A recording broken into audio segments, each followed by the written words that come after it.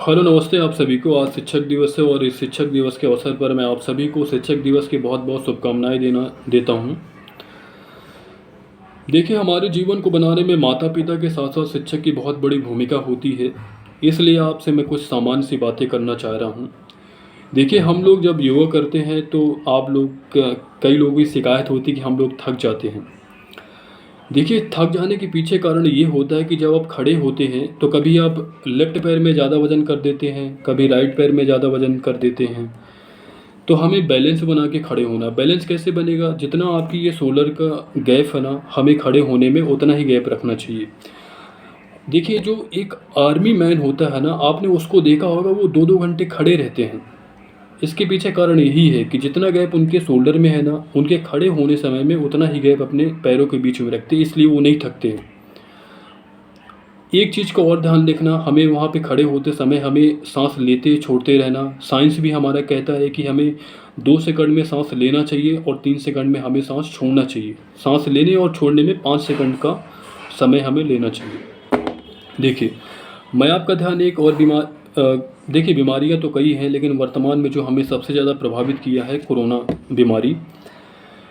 उसके देखिए, कोरोना समय में कई लोग ऑक्सीजन तक के लिए तरस गए हैं। आप लोग सब उससे अच्छी तरह से वाकिफ़ हैं। देखिए, ऐसे कई सारी बीमारियां हैं जो हमें बहुत अंदरूनी प्रभावित करती हैं। एक योगा एक ऐसी चीज़ है जो इन बीमारियों को, हमारे ऊपर जो इनका प्रभाव पड़ता है वो कम कर सकता है। देखिए, मैं ये नहीं कहता कि योगा की वजह से आप पूरी तरह से बीमारियों को मात दे सकते नहीं, लेकिन आप अगर योगा डेली करेंगे ना, तो अपने ऊपर पड़ने वाले प्रभाव को, इन बीमारी का जो आपके ऊपर प्रभाव पड़ेगा उसको आप कम कर सकते हैं। मैं 100% आपको कह सकता हूँ। देखिए, मैं लगभग 4 सालों से योगा कर रहा हूँ। तो मैंने देखा 4 साल मैं उसके पहले बीमार रहता था, लेकिन जब मैंने योगा स्टार्ट किया है, मुझे हो सकता है कभी कभार सर्दी जुकाम हो जाती है, लेकिन मैं हमेशा स्वस्थ रहता हूँ। हमें योगा हमें क्या करता है? हमें योगा अंदर से मजबूत बनाता है, हमें तंदुरुस्त रखता है, हमें स्वस्थ रखता है। देखिए, हमारा आने वाले समय में हमारा जो बुढ़ापे में हमारी समस्याएँ होती हैं, देखिए, हम अगर योगा कंटिन्यू करते रहेंगे तो हम कम से कम इन समस्याओं को अच्छी तरह से सामना कर पाएँगे। देखिए, रिसर्च भी कई ऐसी रिसर्च हो चुकी हैं। हम अब योगा के माध्यम से अपने आप को स्वस्थ रख सकते हैं, हम अपनी आयु बढ़ा सकते हैं।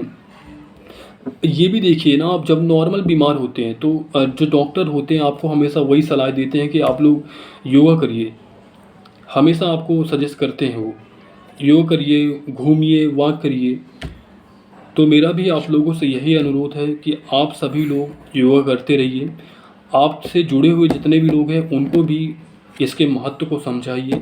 जो लोग इसको करते हैं, कम से कम 2-4 महीने, 5 महीने इसको कंटिन्यू रख पाते हैं, वो इसके महत्व को समझ पाते हैं कि हमें इससे फ़ायदा क्या मिलता है।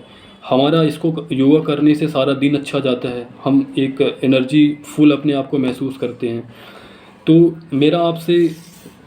मेरी भगवान से यही गुजारिश है कि आप लोग स्वस्थ रहें, खुश रहें, आपका परिवार, आप सभी लोग खुश रहें। मेरी भगवान से यही कामनाएँ हैं। Thank you so much.